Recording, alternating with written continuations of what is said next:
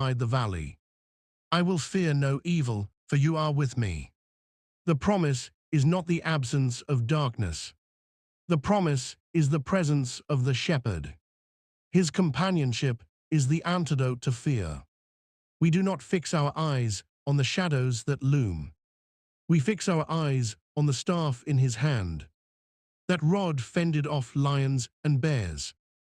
That staff reached out and hooked around the sheep's neck, pulling it back from the cliff edge. Their presence is our comfort. Church, hear this. You are not alone. Not ever. And then David shifts the image dramatically. We are no longer in the field with a shepherd. We are suddenly in a palace with a host.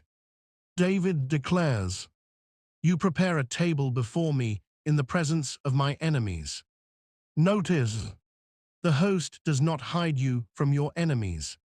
He does not seat you in a back room.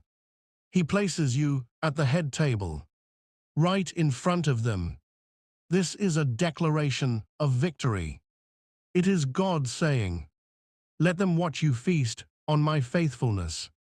Let them see my favor resting on you." And he does not stop there.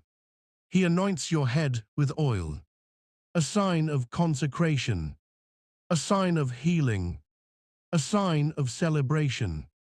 And then David says, "My cup runs over." This is not measured sufficiency.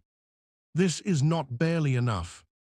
This is irrational, extravagant, overwhelming abundance.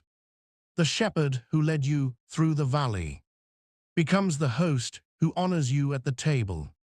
And remember, this shepherd is not distant.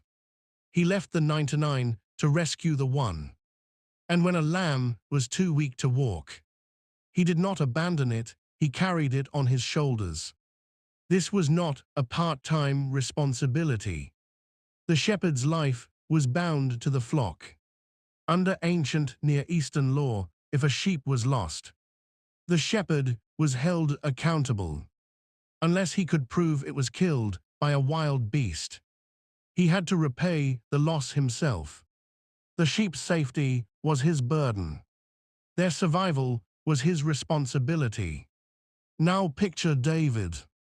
Before he ever wore a crown, before he held a scepter, before he stood in royal courts, he stood in fields. He knew the smell of sheep. He knew sleepless nights. He knew the sound of danger moving in the dark. He knew what it meant to fight lions.